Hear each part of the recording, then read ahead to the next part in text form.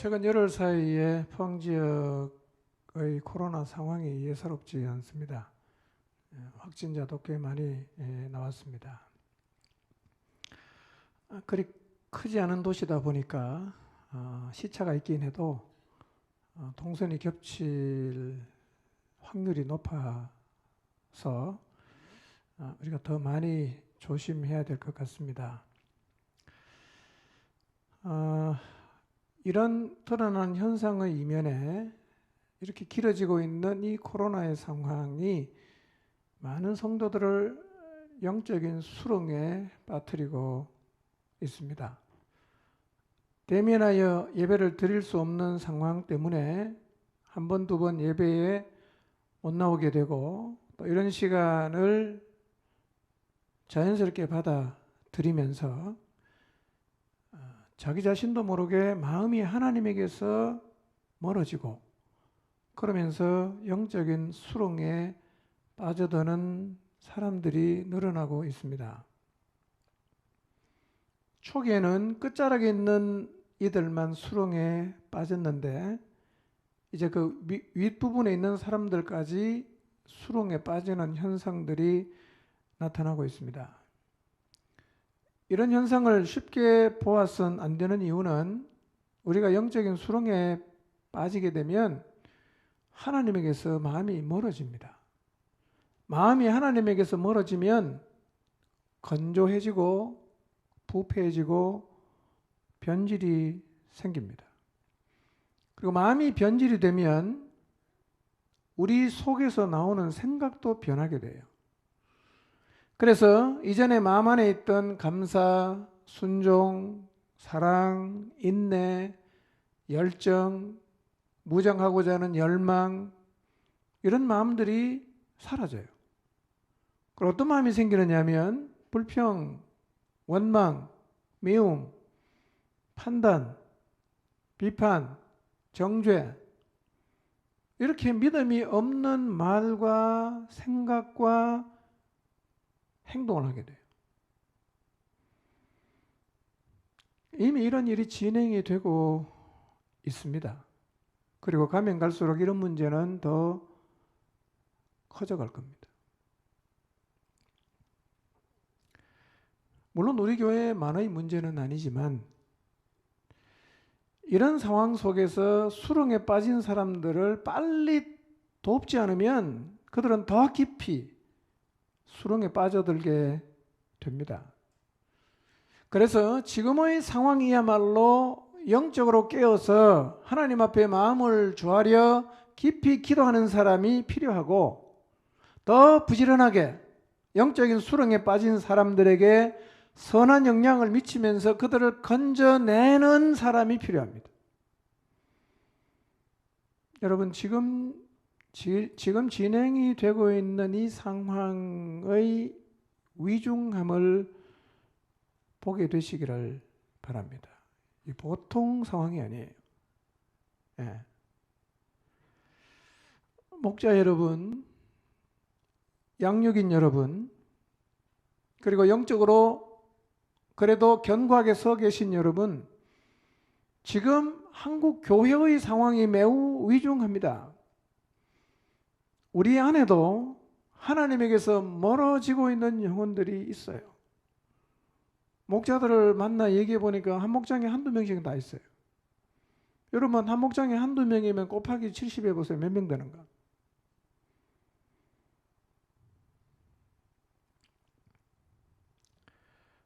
어쩔 수 없다. 그렇게 지금의 상황을 계속 관망만 하고 있다면 이 영혼들을 잃어버릴 수도 있어요. 그러므로 모일 수 없으니까 어쩔 수 없다 이렇게 손을 놓고 있지 말고 그들을 건져내고 그들에게 선한 영향을 미치는 일을 계속해야 됩니다. 마치 119 구조대원처럼 영적으로 수렁에 빠져드는 지체들을 구출하고 보호가 필요한 영혼들을 적극적으로 보호해야 합니다. 여러분, 그들에게 영적인 영향력을 미치십시오. 지금이야말로 그 일을 해야 할 때입니다. 하나님을 향해서 마음을 놓아버린 사람들이 점점 많아지고 있습니다. 여러분, 1m 떨어져 나가는 데는 순식간이지만 1m 앞으로 당기는 데는 1년이 걸릴 수도 있어요. 이 상황을 크게 보시기를 바랍니다. 그리고 여러분, 하나님 앞에 나와서 한번 예배를 드리고 1시간 나와서 기도하고 매일 성경 읽는 이 일을 절대로 소홀히 하지 마시기를 바랍니다. 지금의 상황은 우리가 좀 심각하게 생각해야 되는, 많은 사람이 영적인 수렁에 빠져들고 있는 때라는 사실을 잊지 마시기를 바랍니다. 아멘? 네. 자, 눈만 껌뻑껌뻑하지 마시고 입도 좀 쓰시기 바랍니다. 아멘? 예. 이 코로나의 상황에 예배 자리에 나오신 여러분은 일단은 훌륭한 분들이에요.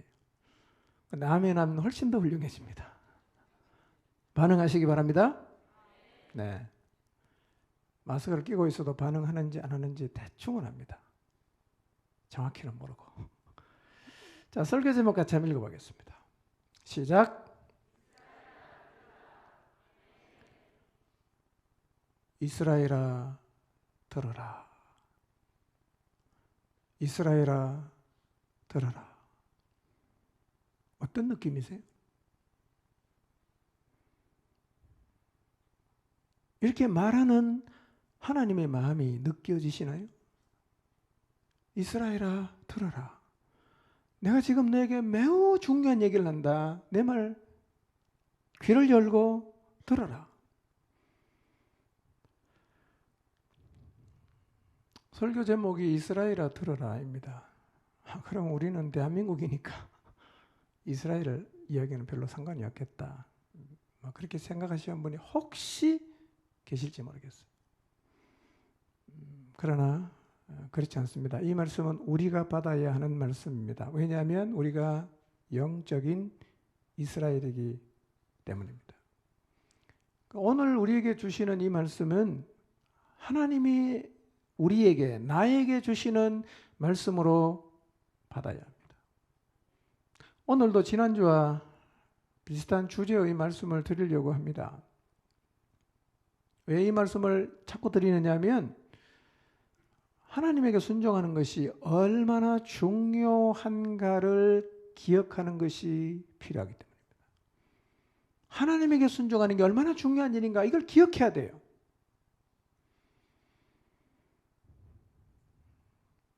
오늘 설교 제목처럼 하나님께서 안타까운 마음으로 모세를 통해서 이스라엘아 나의 말을 들어라, 그 말씀을 하시는데, 결론을 말씀드리면 이스라엘은 하나님 말씀을 안 들었습니다. 그래서 훨씬 후에 하나님의 말씀을 듣는 것이 어떤 의미인지를 선지자가 회고를 합니다. 하나님의 말씀을 듣는 게 어떤 의미를 가지고 있는가? 에스겔 20장 13절을 보겠습니다. 읽겠습니다. 시작. 광야에서 내게 반역하여 사람이 준행하면 그로 말미암아 삶을 얻을 나의 율례를 준행하지 아니하고 나의 규례를 멸시하였고 나의 안식일을 크게 더럽혔으므로 내가 이르기를 내가 내 분노를 광야에서 그들에게 쏟아 멸하리라 하였으나 그랬어요. 에스겔서는 1차 포로로 잡혀갔던 에스겔이 바벨론에서 적은 책이 에스겔서입니다. 포로로 잡혀갔다는 얘기는 나라가 어떻게 됐다는 얘기죠? 완전히 망한 건 아니지만 거의 다 망해가요. 포로로 잡혀가 있어요. 하나님은 에스겔 선지자를 통해서 포로로 잡혀간 땅에서 이스라엘이 왜 망했냐? 이렇게 얘기합니다. 사람이 준행하면 그로 말미암아 삶을 얻을 나의 율례를 준행하지 않았기 때문에 우리가 망했다. 이렇게 회고하는 거예요. 저는 이 말씀이 굉장히 제 마음에 크게 와닿았어요. 사람이 준행하면 그로 말미암아 삶을 얻을 나의 율례. 말씀은 우리에게 삶을, 생명을 가져다 줘요. 에스겔 20장 21절을 볼까요? 읽겠습니다. 시작. 직행하면 그로 말미암아 삶을 얻을 나의 율례를 따르지 아니하며 나의 규례를 지켜 행하지 아니하였고 나의 안식일을 더럽힌지라. 이에 내가 이르기를 내가 광야에서 그들에게 내 분노를 쏟으며 그들에게 내 진노를 이루리라 하였으나 그랬어요. 에스겔 선지자는 거듭 얘기하는 거예요. 이스라엘이 망한 이유가 뭐냐? 사람이 지켜 행하면 그로 말미암아 생명을 얻을 나의 율례를 지키지 않았기 때문이다. 거듭 얘기합니다. 우리가 하나님 말씀을 왜 귀담아 들어야 합니까? 이 말씀이 우리에게 생명을 가져다 주기 때문입니다.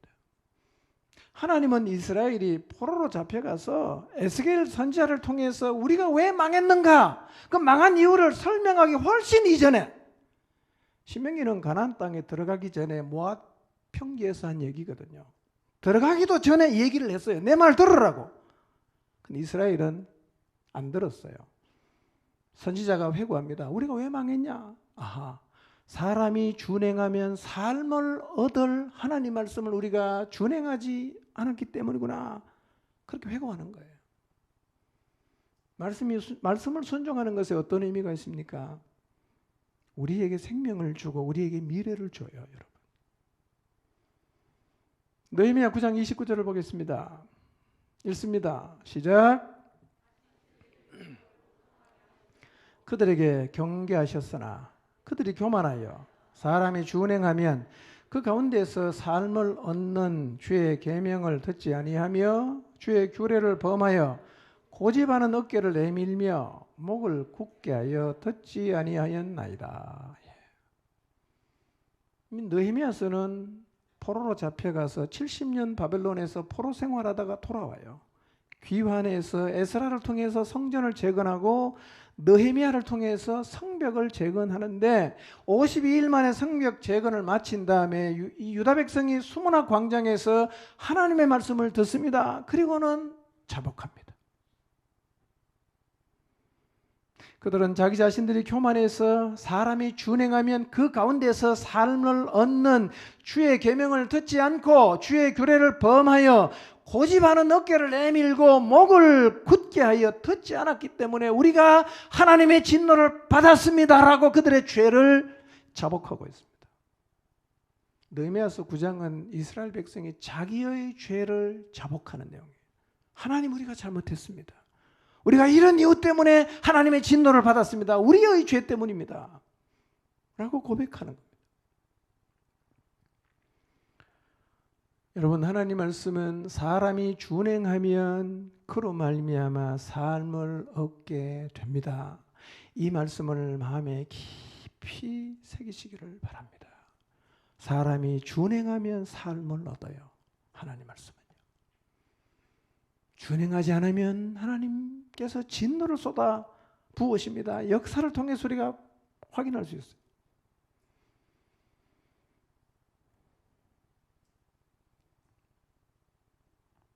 그러니 처음과 나중을 다 보시는 하나님께서 이스라엘 백성의 후의 모습을 다 보시고 계시니까 어떤 마음으로 이렇게 말씀하셨겠어요? 이스라엘아, 들어라. 내 말 좀 들어라. 귀 기울여 귀담아 내 말을 좀 들어라. 안타까운 심정으로 하나님께서 이스라엘 백성을 향해 말씀하시는데 그것이 육적인 이스라엘 백성만을 향해서 하시는 말씀이겠어요? 오늘 우리는 하나님 말씀을 잘 준행하고 있을까요? 이스라엘아, 들어라. 여러분, 이 표현은 하나님께서 이스라엘 백성들에게 중요한 내용을 선포할 때 집중해서 들어야 할 내용을 말씀할 때 쓰는 표현인데 신명기에 이런 표현이 여러 번 나와요. 이스라엘아, 들어라. 여러분, 하나님 말씀을 들으십시오. 하나님 말씀에 귀를 여십시오. 하나님 말씀을 귀담아 들으시기를 바랍니다. 신명기 6장 4절 5절 한번 읽어볼까요? 읽겠습니다. 시작. 이스라엘아 들어라. 우리 하나님 여호와는 오직 유일한 여호와이시니 너는 마음을 다하고 뜻을 다하고 힘을 다하여 내 하나님 여호와를 사랑하라. 오늘 우리가 읽었던 본문 중에 6장 4절에서 9절까지는 유대인들이 쇠마라는 이름으로 특별하게 여기고 있는 말씀입니다. 이 쇠마는 이스라엘 종교의 가장 밑바탕이 되는 하나님에 대한 진리 선언과 하나님의 백성들의 가장 기본적인 의무를 정의하는 것인데 일종의 고백서와 같은 겁니다. 그래서 전통적인 유대인들은 이 쇠마를 매일 2번씩 읽어요. 매일 2번씩 읽습니다. 매일 2번씩 읽으면 다 외워집니다. 매일 2번씩 읽으면. 여호와 종교의 가장 기본적인 진리가 무엇인가? 여호와는 한 분이라는 거예요. 주의 백성의 기본적인 의무가 무엇인가? 모든 것을 다해서 한 분이신 유일하신 하나님을 사랑하는 것입니다. 신약에 와서도 예수님은 이 두 가지를 율법과 선지자의 강령이라고 말씀하십니다. 마가복음 12장 29절에서 30절을 봅니다. 읽습니다. 시작.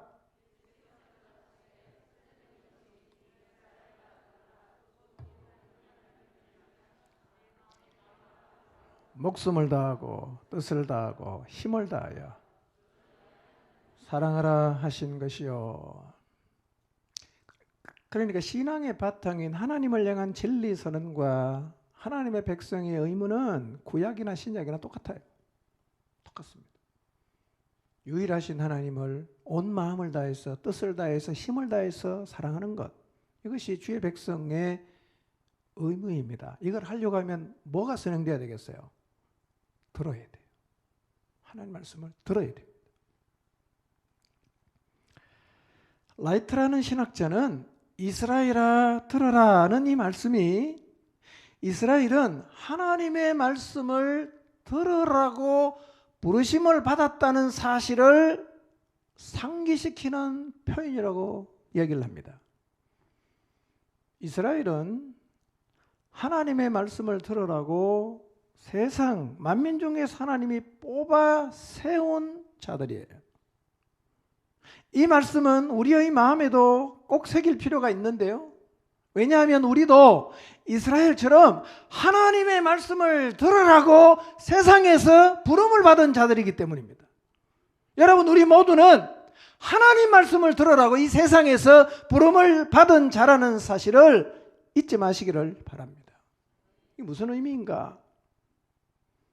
세상의 소리가 너무 커지지 않습니까? 세상의 소리가 너무 커요. 그래서 그리스도인들까지도 세상의 소리에 자꾸 귀를 기울이고 있어요. 그래서 우리는 하나님이 하신 말씀을 기억해야 됩니다. 우리는 하나님의 말씀을 들으라고 부름을 받은 자라는 사실을 잊지 말고 하나님 말씀에 귀를 기울여야 됩니다. 세상의 소리에 귀 기울이지 마시고 하나님 말씀에 귀를 기울이십시오. 오늘 나는 어디에 귀를 기울이고 있는가? 한번 생각해 보십시오. 어느 말에 귀를 기울이고 있어요? 세상의 말에 귀를 기울여서 계속 여러분의 마음을 요동하게 하고 있지는 않습니까? 하나님 말씀 앞에 서서 견고해서 요동함이 없이 어떤 소리가 들리든 그 말씀만 붙잡고 가고 계시나요? 아니면 이 소리 들어서 왼쪽으로 치우쳤다가 또 저 소리 들으면 오른쪽으로 치우쳤다가 늘 이렇게 갈짓자 걸음을 하면서 지금 걸어가고 있지는 않습니까? 그럴 때마다 기억하십시오. 우리는 하나님의 말씀을 들으라고 세상에서 부름을 받은 자들이에요. 믿음의 공동체인 교회는 하나님의 말씀을 듣기 위해서 모인 집단입니다. 교회는 하나님의 말씀을 들어야 합니다. 그런데 사적인 개인적인 체험이 의미가 있다고 주장하면서 신앙을 자꾸 개인화하는 사람이 있어요. 이 사람들은 말합니다. 신앙은 개인적인 것이기 때문에 강요해서는 안 되고 심지어는 하나님의 말씀까지도 그것은 개인의 선택이라고 주장합니다. 아주 틀린 얘기입니다. 여러분, 우리의 신앙에 개인적인 체험이 있지요. 어떤 부분은 선택할 수도 있어요. 그러나 동시에 신앙에는 분명히 강요라고 말할 수 있는 요소가 있습니다. 그게 무엇인가? 하나님이 말씀하시면 내가 원하지 않아도 순종해야 되는 거예요. 아멘입니까? 여러분, 하나님 말씀을 순종할지 말지를 내가 결정하는 겁니까? 내가 선택할 수 있나요? 그렇지 않습니다. 그런 의미에서 신앙에는 뭐가 있는 거예요? 강요가 있는 거예요. 우리는 하나님 말씀하시면 조건 없이 받아들이고 순종해야 합니다. 그가 하나님의 백성이요, 그가 그리스도인입니다. 아멘입니까?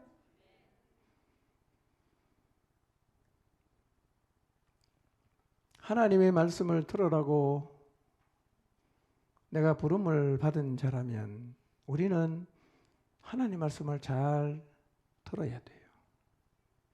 그런데 안타까운 사실은 성경에도 하나님 말씀을 들은 얘기보다는 듣지 않았던 얘기가 더 많아요.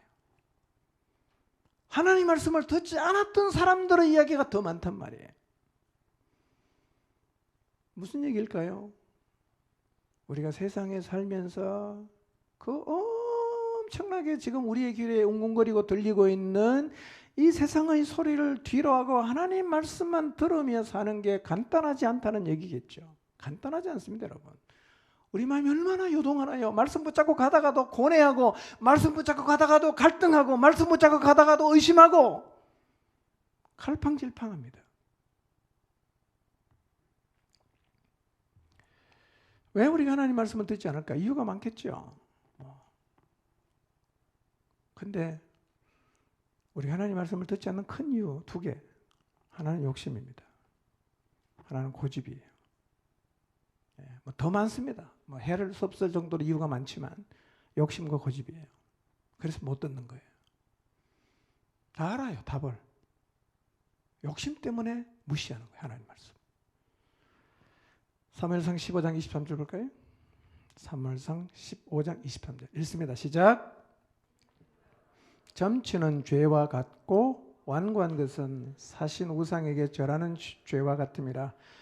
왕이 여호와의 말씀을 버렸으므로 여호와께서도 왕을 버려 왕이 되지 못하게 하셨나이다 하니, 잘하는 얘기죠. 사울 왕 하나님의 명령을 따라 아말렉을 진멸하러 갔는데 하나님이 말씀하십니다. 거기 있는 거는 다 진멸해라. 어떤 것도 남기지 말고 다 진멸해라. 근데 사울이 전쟁에서 이기고 막 하다가 진멸하다가 살찐 소와 양을 보니까 너무 아까워요. 저거 죽이기 싫어. 어떻게 하면 저거 살릴 수 있을까 고민하다가 짜낸 지혜가 뭐냐? 저 하나님에게 제사 드릴 제물로 쓴다고 하면서 살리자. 이렇게 살린 거예요. 뭐죠? 욕심입니다. 욕심. 그래서 하나님 말씀을 버리는 거예요. 그리고 살찐 소와 양을 끌고 왔습니다. 여러분, 사울만 그렇겠습니까? 우리도 욕심 때문에 하나님 말씀 무시하고 버릴 수 있어요. 모든 면에서. 여러분, 욕심 때문에 지금 하나님 말씀을 버리고 있는 부분이 없는가 한번 생각해 보세요. 내가 하고 싶으니까, 포기하기 싫어서. 하나님 뭐라고 말씀하시는지 알아요. 근데 무시하는 거예요. 그리고 내가 하고 싶은 대로 하는 거죠. 그 말씀 버린 겁니다. 사울이 그랬어요. 또 하나는 뭐냐? 고집입니다. 고집. 여러분, 고집은 좋게 말하면 줏대가 있다고 말할 수도 있죠. 줏대가 있다. 그건 좋은 표현입니다. 근데 고집 때문에 하나님 말씀을 버리는 사람도 꽤 많아요. 뻔히 나쁜 건 줄 알아요. 하지 말라고 얘기하는데 끝까지 고집 부리며 갑니다. 대표적으로 고집 부리다가 망한 사람이 있어요. 바로입니다. 바로. 출애굽기 8장 15절 한번 읽어볼까요? 시작. 바로는 한숨을 돌리게 되자 주님께서 말씀하신 대로 또 고집을 부리고 그들의 말을 듣지 않았다. 고집을 부립니다. 출애굽기 8장 32절, 9장 7절, 9장 12절, 9장 34절, 10장 20절, 14장 4절, 14장 8절 계속해서 성경은 바로가 고집을 부렸다고 표현하고 있습니다. 왜 우리가 고집 부릴까요? 여러분, 고집 부리게 되는 그 이면에 뭐가 있죠? 어떤 사람은 자존심 때문에 고집 부립니다. 자존심. 내가 네 말을 어떻게 들어? 난 듣기 싫어. 네. 옳고 그런 게 문제가 아니라 네 말을 듣기 싫어서 안 듣는 거예요. 바로가 그렇게 고집 부린 거죠. 40년 양을 쳤으니 뭐 몰골을 생각해 보세요. 얼굴은 시커멓고 뭐 그렇게 따르고 싶지 않은 그런 외모를 아마 모세가 가졌겠죠. 끝까지 안 들었습니다. 여러분 혹시 자존심 때문에 고집을 부리고 있지 않습니까? 자신의 경험을 갖고 있기 때문에 고집을 부리는 사람도 있어요. 어떤 사람은 교만해서 고집을 부릴 수도 있어요. 고집은 우리를 망하게 합니다. 하나님 말씀 앞에서 고집을 부리면 망하는데요. 여러분 고집을 계속 부리고 싶은 마음이 들면 고집을 부린 바로가 어떻게 됐는가를 한번 읽어보세요. 성경을. 아, 고집 부리면 안 되겠구나. 여러분 하나님이 말씀하시면 자존심도 내려놓고 경험도 내려놓고 다 내려놓고 하나님 말씀을 들으시기를 바랍니다. 아멘. 그게 지혜죠. 그 지혜죠. 예. 신약에서도 구약 성경을 인용해서 하나님의 음성을 들으면 고집을 부리지 말라고 말씀하고 있습니다. 히브리서 3장 15절을 보겠습니다. 시작. 오늘 그가 하시는 말씀에 귀를 기울여라. 이전에 광야에서 하나님을 시험하던 것처럼 고집을 부리지 마라. 여러분 하나님의 말씀하심 앞에 고집을 부리지 마시기를 바랍니다. 예, 고집 부리지 마세요. 자, 지난 시간에 하나님의 말씀을 대하는 태도는 그 말씀에 부여하고 있는 의미와 직접적인 연관이 있다고 말씀드렸습니다. 이 말이 어렵습니까? 이해할 수 있겠죠? 말씀을 대하는 태도는 우리가 말씀에 부여한 의미에 영향을 받는다는 거예요. 연관이 있어요. 내가 지금 하나님 말씀을 잘 안 듣고 있다. 그러면 이미 내게 하나님 말씀이 의미가 많이 없어진 거예요. 반대로 하나님 말씀을 늘 두려워하고 순종하고 있다. 그 말은 여전히 하나님 말씀이 나에게 의미가 있다는 얘기입니다. 이스라엘이 하나님 말씀을 안 들었어요. 그 무슨 얘기겠어요? 어느 순간부터 그들에게 하나님 말씀이 의미가 없어졌어요. 별로 안 중요해졌어요. 뭐 지켜도 되고 안 지켜도 되고 뭐 상관없는 그런 정도가 됐단 말이에요. 여러분 그렇기 때문에 우리는요, 내가 지금 하나님 말씀에 어떤 의미를 부여하고 있는지를 자주 물어봐야 됩니다. 자신에게. 오늘 내게 하나님 말씀이 어떤 의미인가 확인할 필요가 있어요. 이 의미가 변질되면 태도도 변질됩니다. 이 의미가 살아있어야 돼요. 그리고 말씀을 듣지 않는 것은 우상 숭배와도 깊은 연관이 있습니다. 왜냐하면 우리의 마음을 우상에게 빼앗기면 하나님 말씀의 의미가 없어져요. 그 마음을 세상에 빼앗긴 사람에게 하나님 말씀을 전해주는 것은 우의독경과 같아요. 우의독경이 뭔지 아시죠?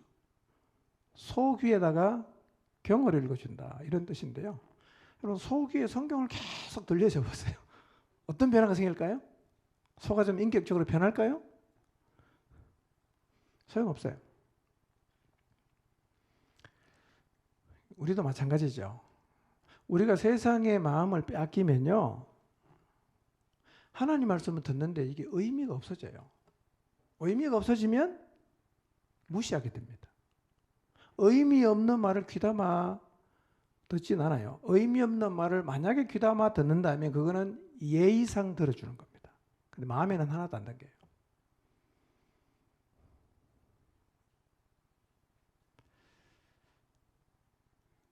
말씀을 들어도 의미가 없으면 사실은 안 듣는 겁니다. 안 듣는 거예요. 저는 아침에 일어나서 그다음에 저녁에 집에 가면 늘 드라마 성경을 틀어놓고 아내가 있으면 같이 이렇게 듣거든요. 근데 아내와 같이 있다 보면 또 얘기를 하잖아요.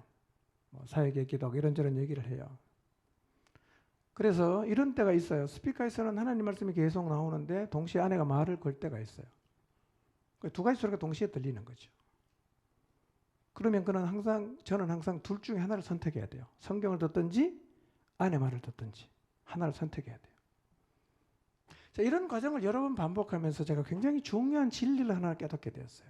그게 뭐냐면 우리 귀에 두 가지의 말씀이 동시에 들리면 그 중에 하나는 우리가 소음으로 처리한다는 거예요.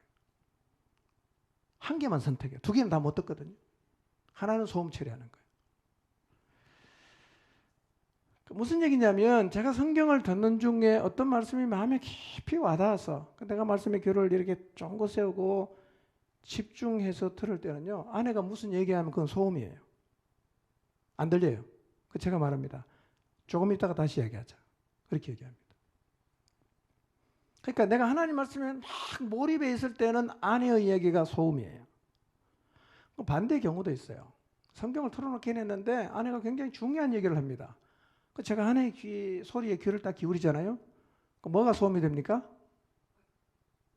드라마 성경이 소음이 되는 거예요. 그러면 이제 드라마 성경 볼륨을 낮추거나 잠깐 꺼요. 그리고 얘기를 합니다. 여러분, 두 가지의 소리가 동시에 들리면 우리는 의미 있는 소리만 듣고 그렇지 않은 소리는 소음 처리합니다. 뭔 얘기냐? 들어도 웅웅웅웅 거리는 소리는 나는데 의미는 전혀 마음에 안 새겨져요.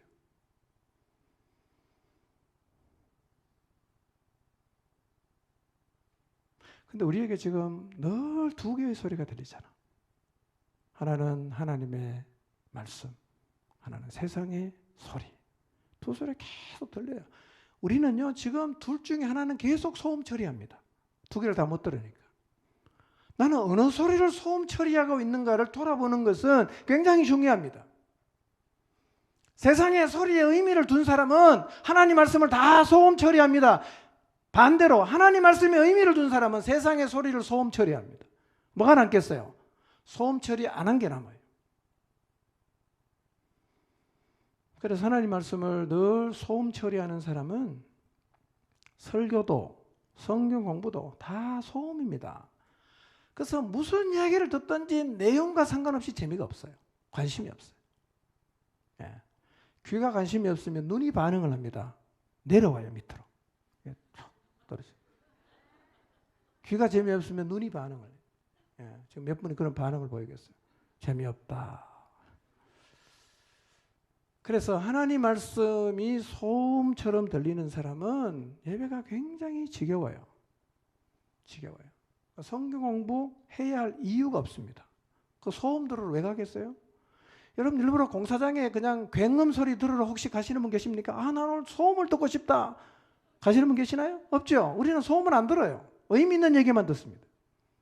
하나님 말씀이 소음 처리되는 사람은요, 세상에 제일 재미없는 게 성경 공부하는 거예요. 설교 시간 너무 재미없어. 이런 사람의 특징이 뭐냐? 예배는 드리러 오거나 그래도 뭐 종교적인 어떤 예배는 드리러 오는데요. 말씀을 듣다가 은혜 받는 일은 절대로 없습니다. 다른 데 은혜를 받아요. 찬양할 때 은혜 받고 희한한 은혜를 받는데 말씀 물으면 노코멘트입니다. 몰라. 관심 없어요. 여러분 혹시 하나님 말씀을 소음 처리하고 있지 않습니까? 반대로 세상의 소리를 소음 처리하는 사람에게는 세상의 뉴스나 가치 이야기는 아무리 많이 들어도 그냥 지나가요. 관심이 없으니까. 우리는 둘 중에 하나는 소음 처리합니다. 나는 말씀을 소음 처리하는가? 아니면 세상의 소리를 소음 처리하는가? 생각해 보십시오. 출애굽기 9장 20절 21절입니다. 읽어보겠습니다. 시작. 그 종들과 가축을 집으로 피하여 들였으나 여호와의 말씀을 마음에 두지 아니하는 사람은 그의 종들과 가축을 들에 그대로 두었더라. 이제 우박 재앙에 대한 얘기입니다. 큰 우박이 내릴 거라고 모세가 얘기했어요. 근데 이 모세의 말을 듣고 하나님을 두려워하는 사람, 다시 말하면 그 말에 의미를 둔 사람 어떻게 합니까? 소음 처리하지 않고 받아들여요. 그래서 우박이 오기 전에 종들과 가축을 다 피하게 만들었어요. 근데 20절에 보니까 여호와의 말씀을 마음에 두지 않는 사람, 무슨 얘기냐? 말씀의 의미를 전혀 두지 않는 사람은, 소음 처리해버린 사람은 종들과 가축을 그냥 덜에 뒀어요. 경고했는데 그냥 뒀어요. 어떻게 됐겠어요? 다 죽었죠.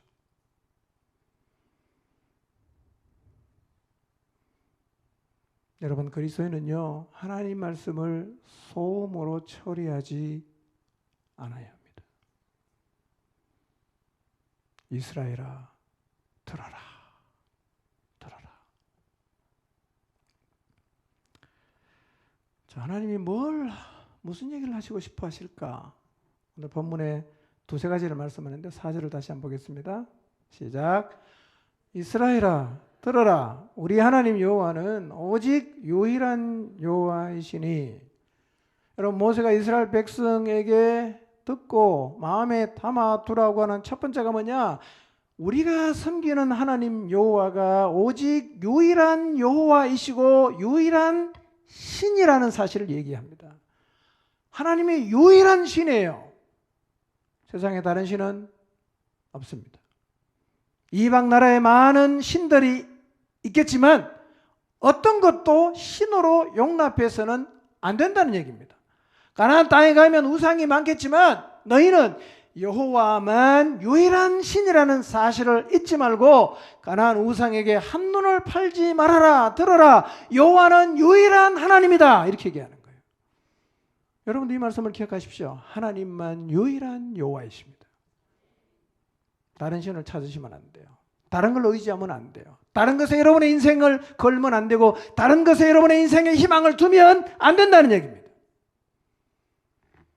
10절과 15절에서 이 사실을 다시 경고합니다. 제가 읽지는 않겠습니다. 눈으로 보시기 바랍니다. 이스라엘은 머지않아서 하나님이 말씀하신 대로 요단을 건너 약속의 땅에 정착하게 될 것입니다. 이스라엘이 훌륭해서가 아니라 하나님이 언약을 지키는 분이기 때문에 그렇게 될 거예요. 언약을 지키니까. 그리고 이스라엘은 그 땅에서 많은 것을 누리게 될 것입니다.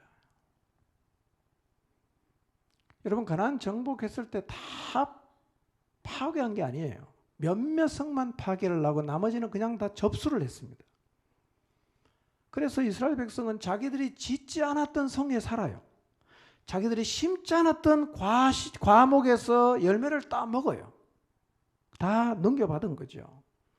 여러분 생각해 보세요. 애굽에서 종살이 하다가 탈출해갖고 광야에 40년 살다가 떠돌이 정처 없이 그렇게 살다가 400년 이상을 살다가 가나안 땅에 들어와서 이게 이제 우리 땅이야, 우리 집이야, 우리 나라야. 얼마나 감격스럽겠어요. 그런데 그렇게 내가 너희에게 준 그 가나안 땅에서 풍요를 누리게 될 때 나를 잊어먹지 마라. 이걸 경고하는 거예요. 들어라. 나를 잊지 말아라. 풍요로워질 때 나를 잊지 말라. 여러분, 신명기에는 이 말씀을 반복해서 경고합니다. 하나님으로부터 온 물질적인 풍요가 하나님에게서 멀어지게 하는 저주가 될 수가 있어요. 풍요로 인한 망각, 한국교회가 이미 이 전철을 밟고 있고 한국교회에 속해 있는 우리도 이미 풍요로 인해서 하나님을 망각하고 있을 수 있습니다. 하나님을 망각했다는 말은 교회를 안 나온다는 얘기는 아니에요. 하나님을 향한 간절함이 없어요. 이제는 하나님이 안 계셔도 별로 불편하지 않아요. 그러니 주님을 섬기고 주님을 따르되 치열한 마음이 없습니다. 너무 여유가 많이 생겼어요. 그래서 여유를 가지고 하나님을 섬기는 사람들이 오늘날 교회 안에 점점 많아지는데, 여기서 말씀드리는 여유를 가진다는 말은 나쁜 의미의 여유예요. 나쁜 의미입니다.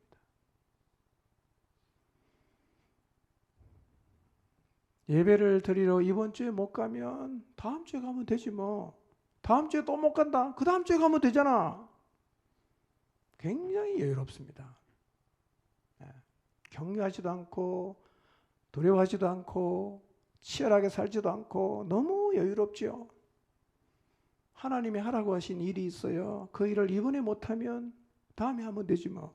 다음에 못하면 그 다음에 하면 되지. 그 다음에 또 못하면 안 하면 그만이지. 꼭 해야 되는 게 아니에요. 너무 여유가 생겼어요. 이게 하나님을 잊고 있는 거예요. 하나님은 그렇게 대우할 분이 아닙니다, 여러분. 혹시 이런 여유가 이미 여러분 안에 생겨난 것은 아닌가를 한번 돌아보세요. 여러분 신앙생활 오늘 못하면 내일 하면 되고, 내일 못하면 모레 하면 되고, 모레 안 하면 안 해도 되고, 그런 겁니까? 하나님을 섬기는 게요? 여러분 오늘날 한국교회 이런 사람이 너무 많습니다. 너무 많아요. 치열하지 않습니다. 꼭 해야 되냐? 하면 좋지만 안 해도 어쩔 수 없지 않냐? 이런 여유, 이거는요 가지면 안 되는 거예요.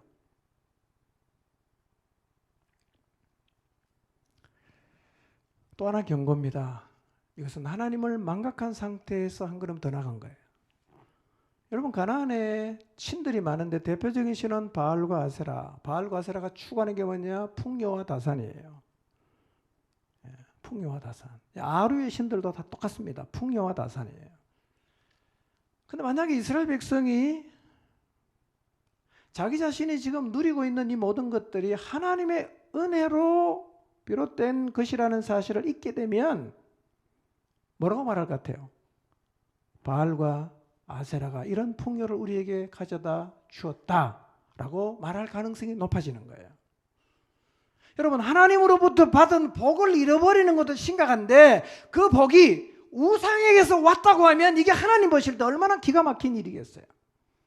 그래서 질투하시는 하나님이 원수에게 쏟으실 분노를 자기 백성인 이스라엘에게, 하나님 말씀을 버린 자기 백성에게 쏟은 것입니다.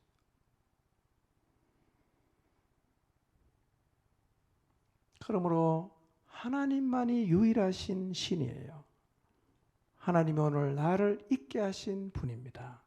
이 하나님을 잊지 말아야 합니다. 그리고 한 걸음 더 나아가서 이 하나님을 사랑해야 합니다. 여러분 신명기 성경 모세오경에서 하나님을 사랑하는 하나님은 처음 나오는 거예요. 이전에는 하나님은 늘 뭐라고 말합니까? 경외하라고만 말했어요. 처음으로 하나님을 사랑하라고 얘기합니다. 사랑해라. 하나님을 사랑해라. 어떻게 사랑합니까? 마음을 다하고 뜻을 다하고 힘을 다해서. 이 세 가지로 하나님을, 세 가지 단어가 이어서 나오는 게 구약 성경에 딱 2번 나와요. 여기 한번 나오고 역대하의 요시야 왕을 소개할 때 요시야는 마음을 다하고 뜻을 다하고 힘을 다해서 하나님을 사랑했다, 섬겼다라고 딱 나온 2번 나와요. 그럼 마음을 다하고 뜻을 다하고 힘을 다한다는 게 무슨 뜻일까? 유대 랍비들은 이 세 문구가 삶에 적용할 3가지 지침을 주는 것으로 이해를 했어요.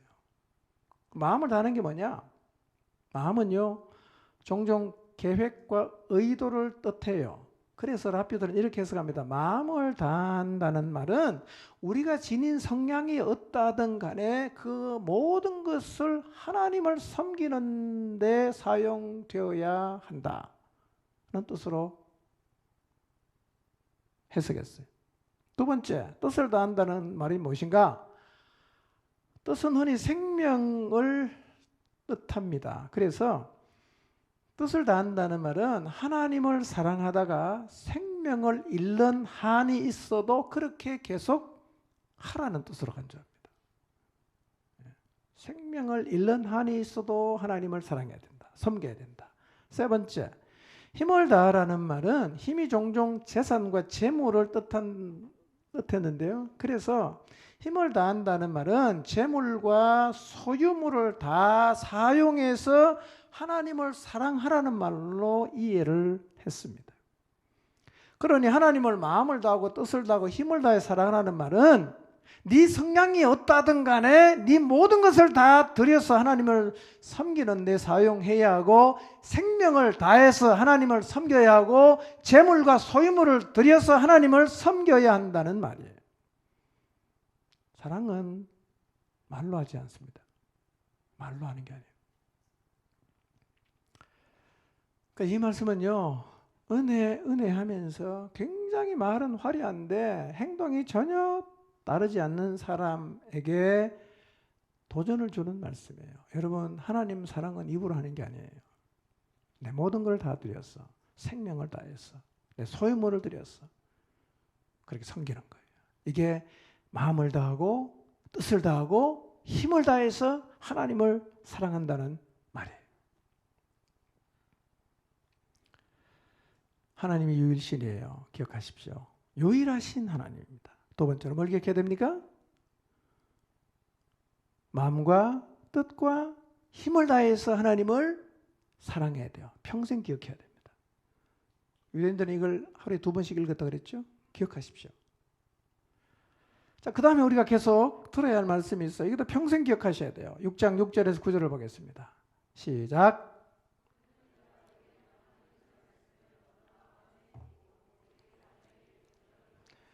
집에 앉았을 때든지 길을 갈 때든지 누워 있을 때든지 일어날 때든지 이 말씀을 강론할 것이며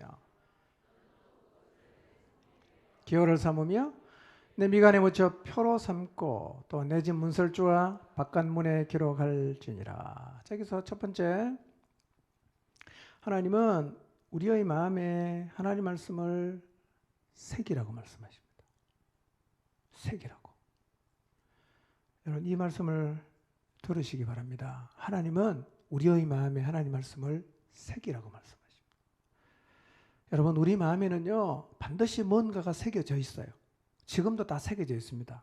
뭐가 새겨져 있는가 한번 돌아보십시오. 내 마음에 새겨져 있는 것은 내가 무엇을 추구하고 무엇을 중요하게 여기는지를 보여주는 거예요. 마음에 새겨진 것은 우리에게 반드시 행동하게 합니다. 이미 뭔가가 새겨져 있을 거예요. 제 마음에도 새겨져 있는 게 있어요. 제 마음에 새겨진 것은 제가 지금 생각해 보니까 제 아버지가 제게 물려준 유산입니다. 유산. 저는 돈은 유산으로 받은 게 하나도 없는데 지금 내가 살면 살수록 이 유산이 너무 소중하다는 걸 뼈저리게 공감하고 있어요. 아버지가 제게 새겨주신 말씀이 뭐냐면 이거예요. 하나님 말씀만 진리다. 저는 성경에서 무조건 합니다. 성경을 믿으니까요. 하나님 말씀에는 놀라운 능력이 있다. 그래서 그 말씀에 순종하는 것이 최선이다.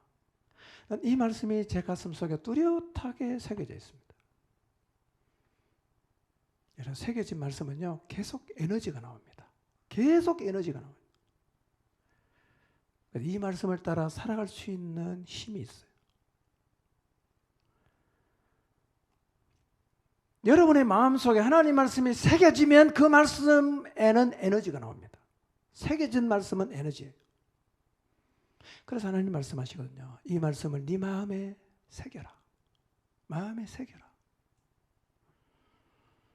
여러분, 우리의 마음에 말씀이 새겨지면 열정을 가지고 순종하게 돼요. 근데 말씀이 마음에 새겨지지 않으면 어떻게 순종하느냐 하면 마지 못해서 해요. 교회 다니니까 이 정도는 해야지. 가이드라인을 준수하기 위해서 억지로 순종하게 돼요.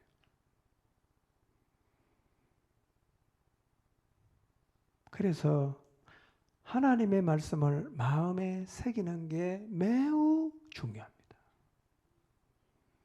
잘못 새겨진 거 있으면 지우시기 바랍니다. 신앙생활은 열심히 하면 손해야 적당히 해. 이런 걸 새겨놓은 사람도 제가 봤어요. 이게 그 사람의 철학이에요. 열심히 하는 게 손해래요. 자기는 적당히 해야 된다고 생각합니다. 그리고 이거를 전파를 합니다. 여러분, 우리 가슴에 새겨진 것은 반드시 나발을 불게 돼 있어요. 나발을 불게 돼 있습니다. 마음에요, 하나님을 새기시고 하나님의 말씀을 새기시기를 바랍니다. 그러면 살 수 있어요. 에너지가 나옵니다. 두 번째로 하나님이 하신 말씀. 자녀들에게 이 말씀을 열심히 부지런히 가르쳐라. 이렇게 말씀하십니다. 여러분, 이 말씀을 귀를 열고 들으시기 바랍니다. 하나님은 언제나 우리보다 멀리 보시는 분이에요. 멀리 보시는 분이에요. 우리는 시력이 나쁜 양과 같았어요. 눈앞에 것밖에 못 봐요. 10년 뒤에, 20년 뒤에 일, 다음 세대 일 잘 못 보죠? 근데 하나님은 처음과 나중이잖아요. 알파와 오메가예요. 동시에 다 봅니다. 지금 말씀하시지만 하나님은 우리의 먼 미래를 보시면서 다음 세대를 보시면서 하나님은 말씀하세요. 그래서 이 말씀에 순종하면 미래가 있죠. 이 말씀을 무시하면 미래가 없어지는 거예요. 물론 현재도 없어집니다. 지금 모세를 통해서 모압 평지에 앉아있는 사람에게 지금 신명기 6장을 모세가 얘기하고 있잖아요. 근데 하나님은 모압 평지에 앉아있는 성인들에게만 이 얘기를 하는 게 아니라 그 옆에 앉아있는 그들의 자손들, 어린아이들에게도 이 말씀을 하시고 심지어는 태어나지 않은 앞으로 태어날 후손들을 마음에 두시고 이 말씀을 하시는 거예요. 뭐라고 말씀하시는가? 너희 자녀 세대들이 하나님의 말씀을 따라 살 수 있도록 그 자녀들에게 하나님 말씀을 부지런히 가르치라고 말씀하십니다. 부모 세대는 자녀 세대들에게 하나님 말씀을 가르쳐야 할 의무가 있습니다. 의무예요. 근데 부지런히 가르치라는 말의 의미가 뭐냐면 마음에 각인이 될 때까지 반복하라는 거예요. 마음에 각인될 때까지 반복해라. 그래서 반복적으로 가르치는 일, 가르쳐서 마음에 각인되게 하는 일, 그리고 외우게 하는 일은 아주 중요한 교육 방법이에요. 반복하고 외우는 거 너무너무 중요합니다. 오늘날 많은 그리스도인들이요, 성경 공부는 한 번 하면 마스터했다고 말을 합니다. 잘못된 생각입니다. 그리고 틀린 생각이에요. 여러분, 성경 공부를 한 과목, A라는 과목을 공부해서 한 번 들었으면 다 배운 겁니까? 반복해야 됩니다. 반복해야 돼요. 5번 정도는 들어야 됩니다. 제가 10번 가르쳐 보니까요, 10번 가르쳐도 여전히 새롭게 다가오는 게 있어요. 만약에 한 번만 들어서 다 배울 수 있다면 성경도 한 번만 읽으면 되잖아. 근데 우리는 성경을 수십 번 읽고 가능하면 수백 번이라도 읽으려 합니다. 이유가 뭐냐? 자꾸 읽어서 반복해서 각인을 시켜야 되니까. 각인을 시켜야 되니까. 우리 유치부와 유년부에서 아이들에게 성경을 암송시키고 있는데요, 정말 잘하는 일이고 중요한 일입니다. 더 많이 시켰으면 좋겠어요. 더 많이 아이들에게 성경을 암송하게 해야 됩니다. 그래서 하나님 말씀하시죠. 자녀들에게 어떻게, 언제 가르치냐? 집에 앉았을 때, 길을 갈 때, 누웠을 때, 일어나 있을 때 언제든지 가르치라고 말하는데요, 이 표현을 잘 보시면 두 쌍의 반대되는 동사를 사용하고 있습니다. 앉다, 가다, 눕다, 일어나다. 이렇게 반대되는 단어들이 쌍으로 사용이 될 때는 이 두 행동 사이의 모든 것을 포함하는 총체성을 상징해요. 그러니까 이 말씀은 유행가 가사에 빗대면 앉아나서나 하나님 말씀만 생각하게 하고 하나님 말씀에 취하게 하라는 얘기입니다. 요즘 아이들 다 유튜브에 다 취해 있잖아요. 이상한 데 다 취해 있잖아요. 말씀에 취약해야 됩니다. 자녀들에게 성경을 가르치십시오. 아이들에게 성경을 필사하게 하는 것도 좋은 방법입니다. 이번에 신명기 28장을 필사하게 한 부모가 있었고요. 자녀들이 부모님 시키니까 신명기 28장을 필사를 했어요. 물론 부모들이 상금을 걸었어요. 이런 상금은 많이 걸어도 괜찮습니다. 신약 다 적으면 자전거 한 대 사줄게. 상품 걸어도 괜찮아요. 돈 없으면 저한테 오시면 저도 돈이 없으니까 모금해서 자전거 한 대 사주겠습니다. 근데요, 아이들이 신명기 28장을 필사하고 나서 스스로 낸 소감이 뭔지 아십니까? 하나님 말씀 순종하는 게 얼마나 중요한가 자기 스스로 깨달아요. 하나님 말씀에 순종하지 않으면 진짜 미래가 없겠구나. 자기가 적으면서 그냥 깨닫는 거예요. 그리고 아이의 마음속에 하나님을 경외하는 마음을 가져요. 얼마나 놀라운 일입니까? 학교 가면 하나님 가르쳐 줍니까? 학교 가면 하나님 없다 그러잖아.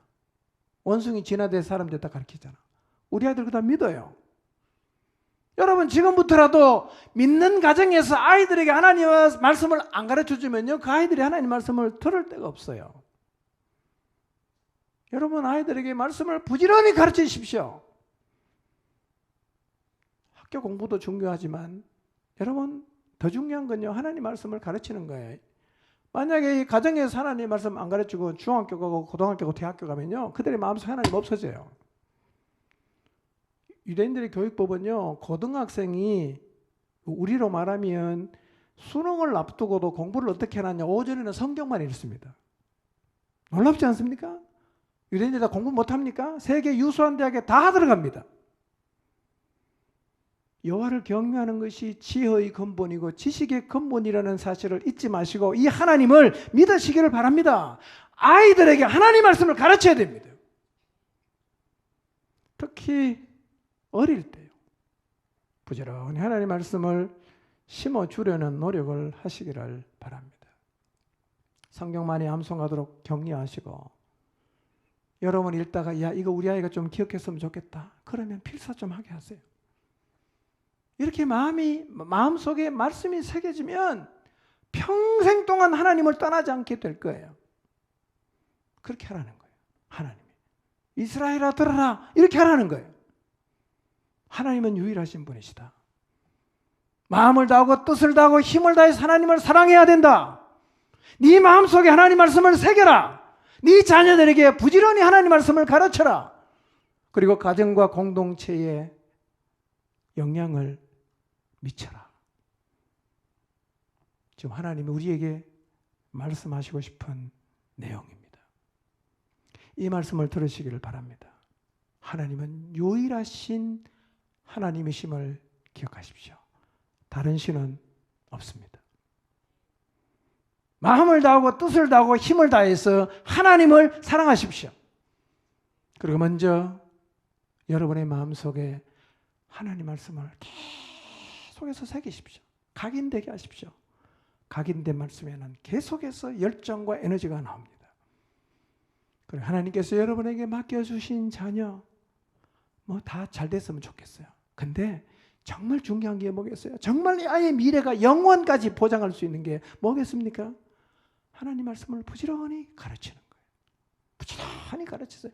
여러분 아이의 마음속에 하나님의 말씀이 명확하게 새겨지도록 앉을 때나 설 때나 모든 상황에서 하나님 말씀을 가르치십시오. 그리고 평생 하나님의 이 말씀을 가슴에 새기고 기억하며 청종하며 살아가시기를 주님의 이름으로 축원합니다. 기도하겠습니다.